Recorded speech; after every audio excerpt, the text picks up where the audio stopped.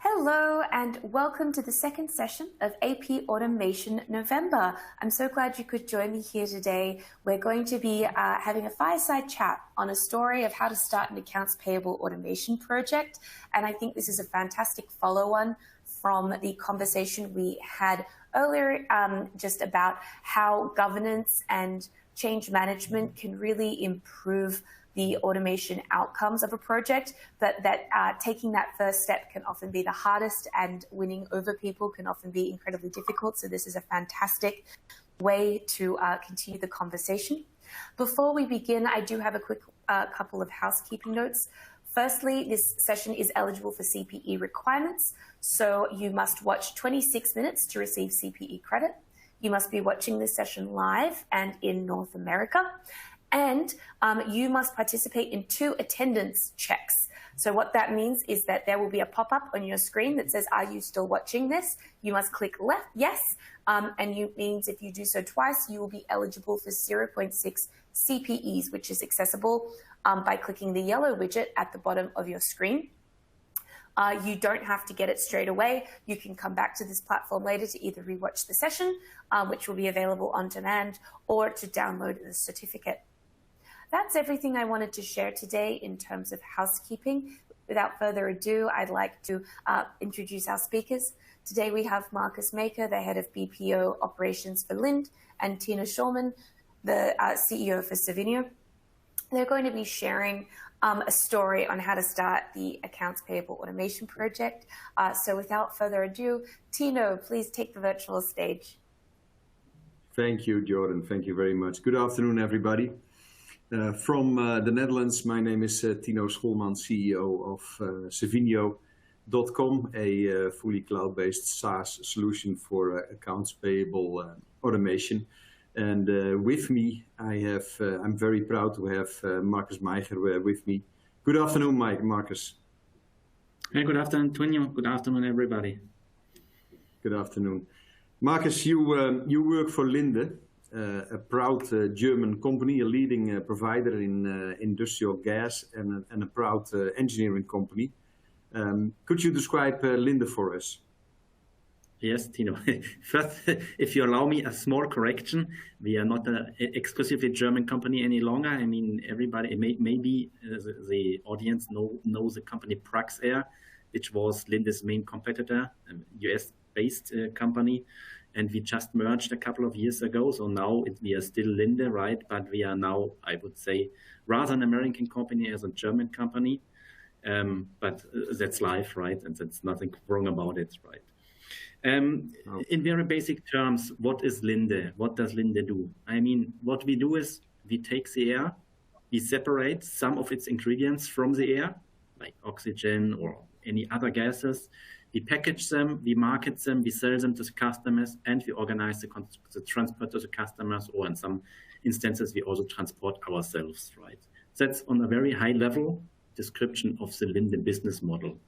We also have some engineering, which accounts for roughly 10% of our total sales. Engineering, this is turnkey projects, big ones, also mainly coming from the gases industry. So we started building our own gas plants, our air separation units. And based on that, we then developed the knowledge over years of producing or of engineering turnkey projects. We are operating across the globe. Actually, we are present in more than 100 countries, and we achieve a total sales of $31 million. But one comment here, right? Because Linde, not sure how much it is known to the audience.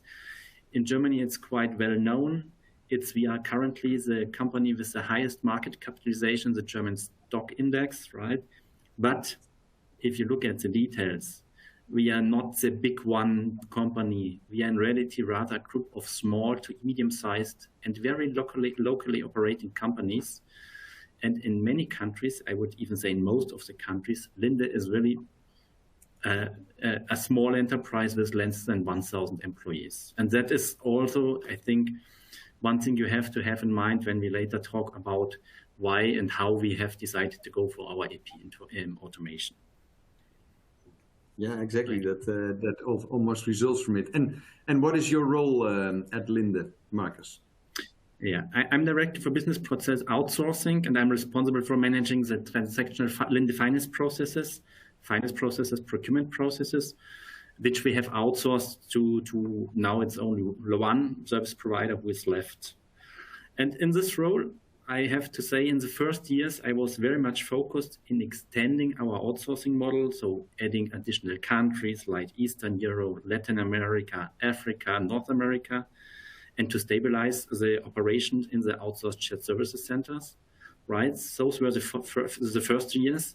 But once we were stable on the way of stabilization, of course, you do all this, putting all process together in a shared service center with a clear idea to optimize the process, to get additional cost savings, to get beyond the labor arbitrage, and ultimately as well to go for automation, right? And that is what I have been focusing on over the last 2 to 3 years.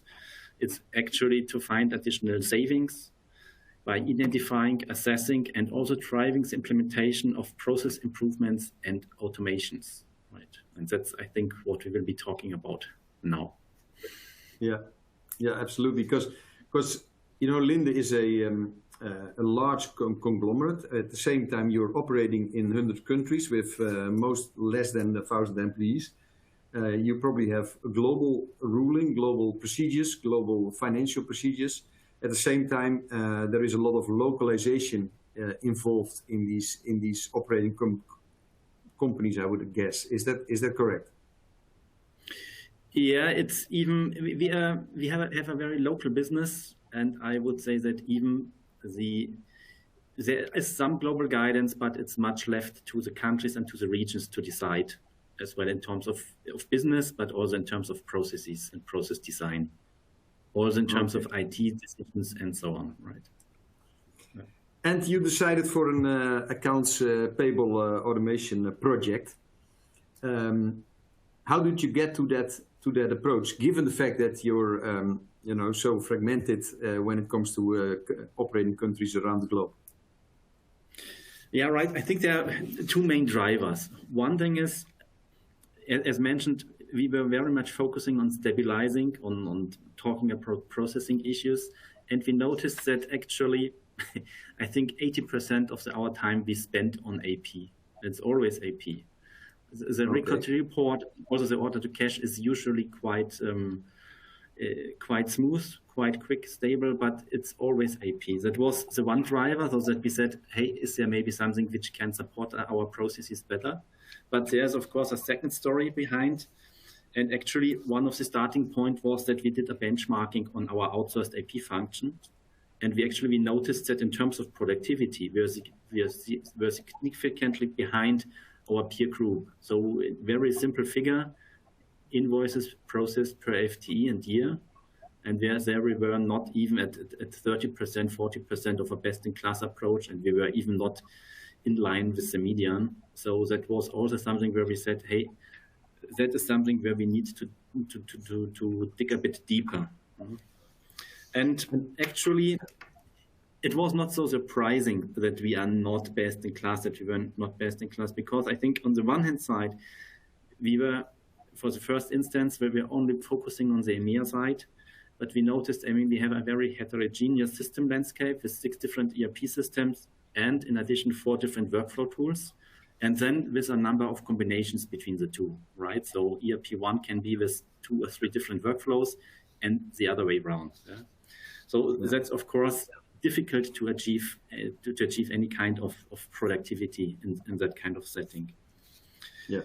And the second topic is we also looked at the process in more detail, and we noticed, hey, we have, for a good couple of countries, we were using an old workflow, fully manual, no OCR at all, no automated, no 3-way matching. It was really a sheer workflow solution where you had to enter all invoice data. And by the very nature, in order to manage the process, you need to first enter all the data into the workflow tool. But then when it comes to invoice posting, you need to enter the same data a second time into your ERP system, right? So obviously not a very efficient process. And that's actually why we then looked at an automation project, an accounts payable automation project.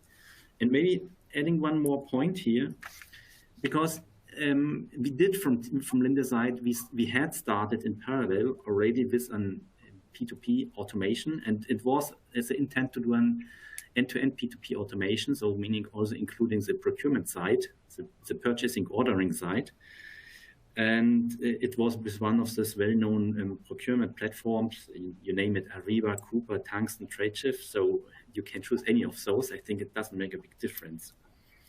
And from a technical perspective, I have to say it did work quite well. But, and I think now I'm coming back to what I mentioned before, we are quite small companies in the countries. We do not have a big purchasing power against our suppliers, number one. Number two, that's even worse because we have many small sites. So our production plants are typically small sites with maybe 30, 60 employees. So we have many local suppliers. Yeah, so it's not that with 20% of our suppliers, we could catch like 80% of the invoices, right? And so we noticed that after a couple of years, we had not achieved a real automation, right? I think we were never achieving more than 25% invoices coming via the platform. And even being very optimistic, it was very clear that at the end, we would need a solution for the remaining 50 to 60 to 70% of the invoices, right? And that's actually when we decided to do a classical request for proposal and for a smart invoice processing solution. Right. But there could also, at Cevinio, we serve many customers like Linde, and some of them also choose Cevinio for things like audit trails, compliance, archiving. You mentioned invoice per AP agent and lots of double work in your existing or your previous processing. Are these also applicable to you? Like audit trails, compliance, VAT ruling, local deviations? Yes, of course.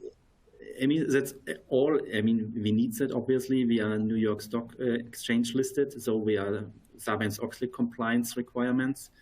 And actually, it's very much about compliance. So it's compliance is an important piece. I think you mentioned archiving. Yes, a tax-compliant archiving is something what we need in many countries. We still have, or we still had, paper archives, and we wanted to move that as well. So as it all has come into the play as well in our decision, right? Right. Okay.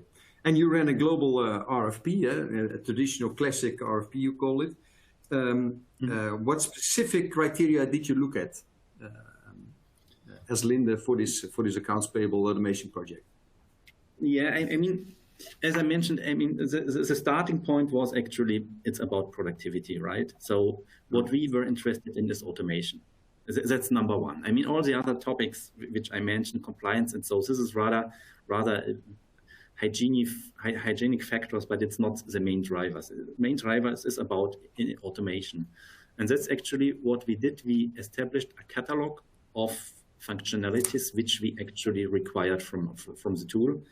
And that was automation in all steps of the invoice processing. So you start with the ingestion of invoices. So when you receive the invoice, you can get the scans, you can get emails, you can get it via a platform like Coupa or Ariba. You can get it in Europe. In some countries, you have governmental platforms. Yeah, it's portals where all invoices are going through. That is in order to prevent VAT fraud.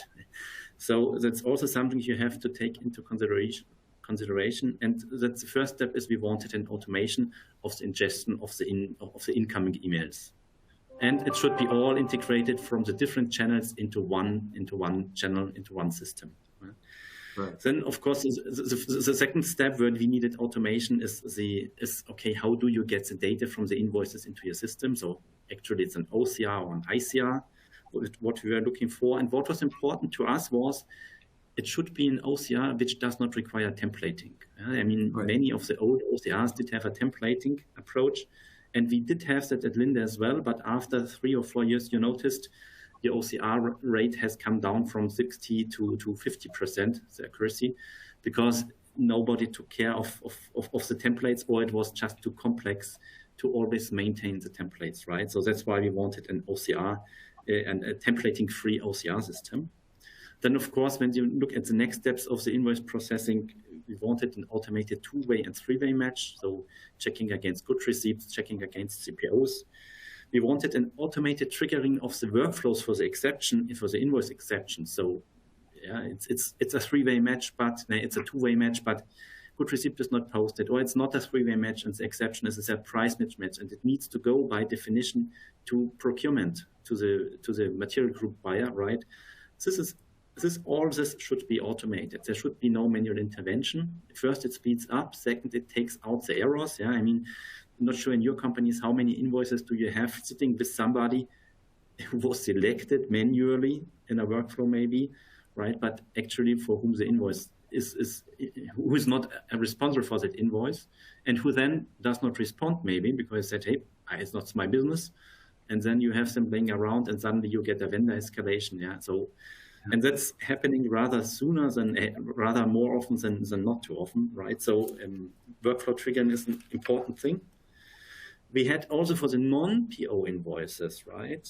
An automated coding, so general ledger accounting, the cost center, and so on. So that should also be come from the system, right? Not from the processor. And yeah, I think this is the main, of course, in the automated posting. So the transfer of the data to your ERP system, that also needs to be automated.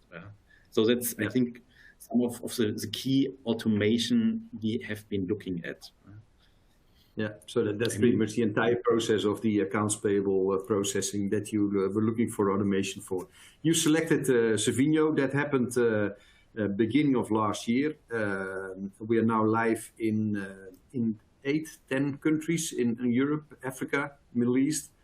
But accounts payable automation is not just a tool, it's also a change management of people, of the AP agents around the world. How did you manage that change management aspect of this project? Yeah, we looked at what are the different groups or stakeholder groups we have to look at, right? And we noticed, okay, number one, we have the vendors. Number two, we have, as you mentioned, the AP agents. So those are really the AP team, so finance team who is processing the invoices. And number three, I would say, that's the community of the approvers. So the people who will receive invoice exceptions for approval or for updating POs, whatever, right? So we had a look at all of these groups, and number one, for the vendors, we tried to minimize the number of changes. Actually, wherever possible, we tried to make it in the background, right? So as little as intervention required from the vendor as possible. We were lucky because we had scanning centers set up. We had group email addresses set up, so that worked quite nicely. Only for a few countries, we did need to do a communication to the vendors, and there we went for, I think we did 3 rounds of communication up front. Yeah, so first heads up, second more detailed information, and then an actual go live confirmation. Yeah. And what we did in addition, we implemented auto replace for mailboxes not used any longer. Yeah. And what then we also did, we monitored, or we are still monitoring the old channels, ingestion channels for documents which are still coming there. And we are then having dedicated discussions with those vendors and communication to those vendors in order to educate them, right? And I think on that front, we are quite successful. We had then let's say the community of the approvers. That's actually something which was hopefully not too difficult. So far we do not see too many issues, because in the past we are used to get an email with asking for the approval or for any action in a workflow tool. Now they are receiving another email. It looks differently, of course, but they do not have to take too many steps, yeah, and not too many actions to them, and they receive that email with the information. So there was a communications campaign. There have been several training sessions before go live. And now after go live in the last countries, we do have a weekly kind of sure fix for Q&A, FAQ, right? So it's an open session, right? And everybody who has a question can come in. There's also a chat room, and that's how actually this is being managed.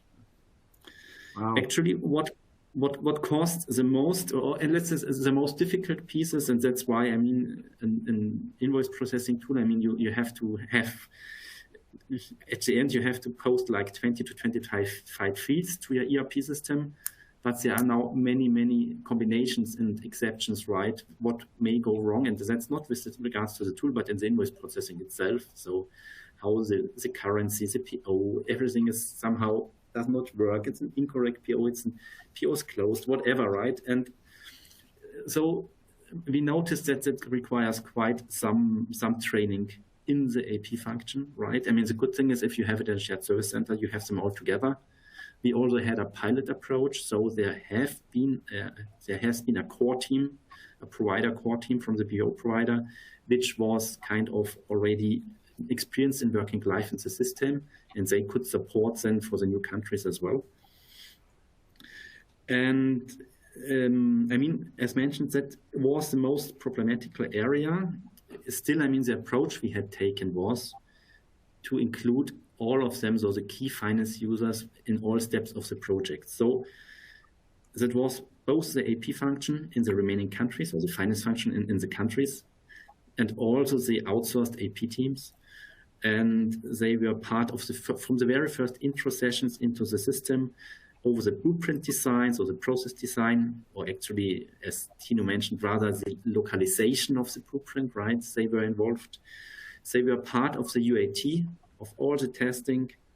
And after go live for roughly a month, we did have kind of daily hypercare sessions, not only to discuss any technical issues, the invoices being stuck in the system, but also really to understand how which scenario has to be managed in the system. Right. And maybe adding one more thing, because to our customers, our countries, we wanted to make it as smooth as possible.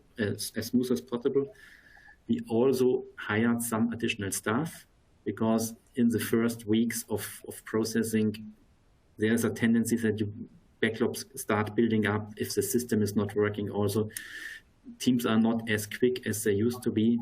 So we had some buffer staff as well, just to make sure we do not have any shortage in FTE for any eventualities, let's say. Yeah. So it's basically you're really invested in the change management aspect. Besides bringing the Cevinio services live, you also invested quite heavily in the change management aspects of the project. With lots of communication, it seems, and that has been proven very useful. Now we are working at Cevinio. We are working very closely as part of our customer success efforts with Linde in your operating countries. We see a variety of invoices. One of the questions from the audience is goods receipts management and the use of that. We see some of your invoices have POs on it. Some are non-POs. There are even some cash in advance payment invoices in your flows. What would you say is your focus to streamline further your process digitization?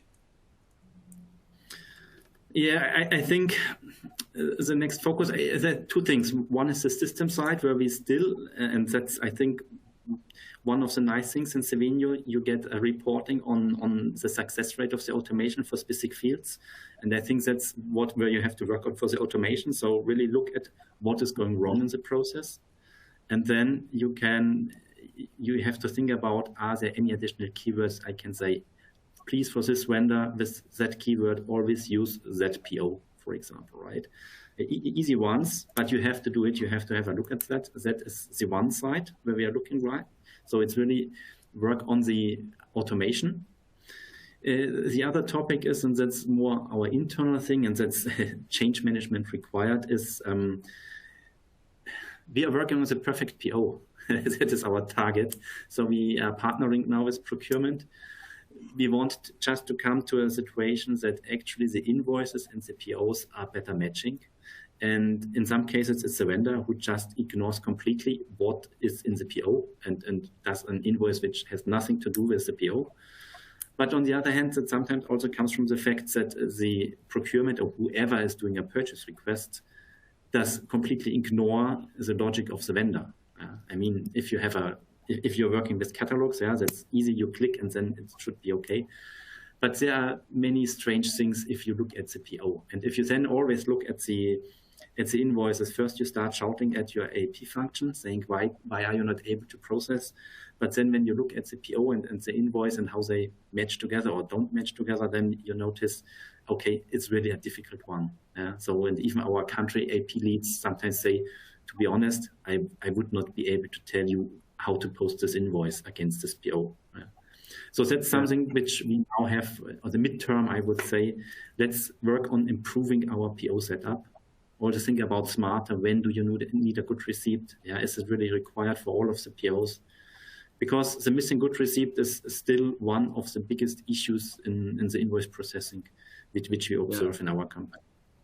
Yeah, and many of the listeners on this conference will suffer from that aspect on a daily basis. Indeed, PO matching is always a challenge. But with Cevinio, you could use it for non-POs, for POs, and for any kind of invoices, really.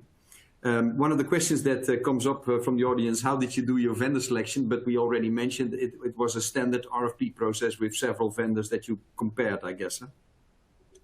Yeah, actually we asked a couple of the big implementation companies, right? Classical is a big four actually, and the consultancy branches. Oh, yeah. And from them we got different proposals. I mean, we also asked our BPO provider who had his own tool. Right, so we did a kind of at the end we checked based on our criteria catalog on the automation functionalities and all the other functionalities.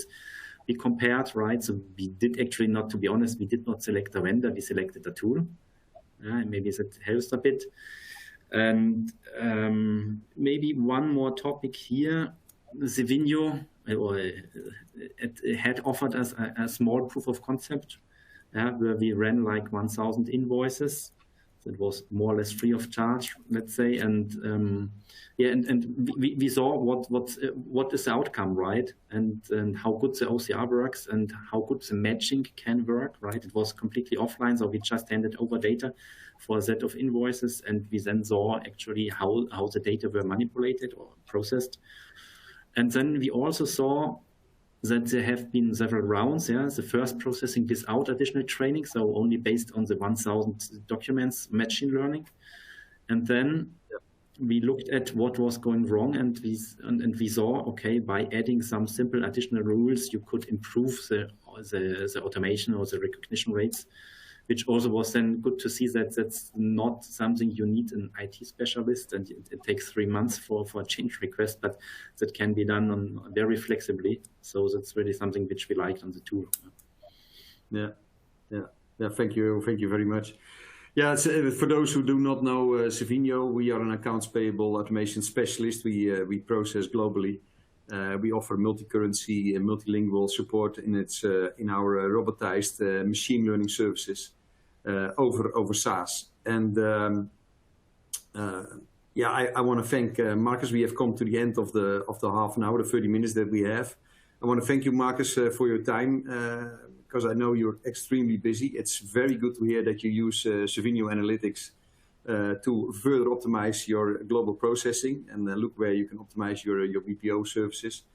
For those who want to get in contact with us, my name is quite simple, tino.scholman@cevinio.com, or you can find me on LinkedIn, or you go to our global website for more information. And, we are based in the Netherlands, in Rotterdam. It's quite easy to contact us. And with that, both Markus and I want to give it over to Jordan to go to the next session, I guess. Thank you for your time, everybody. Thank you so much, Tino and Markus, for your time today. That does conclude this session. You can go over to the next session, which is going to be a trends and benchmarking report on AP and finance. You can do so by clicking the green button at the bottom of the screen. I also want to let everyone know that there are some downloadable resources available for the console.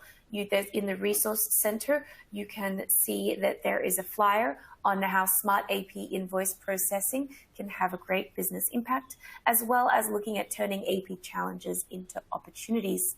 thank you so much for your time today. And if your question didn't get answered, you can do so by reaching out to Tino and Markus on their LinkedIn. Thank you so much for joining us, both gentlemen. Thank you for your time. Thank you. Thanks for inviting us. Yeah, exactly. Thank you.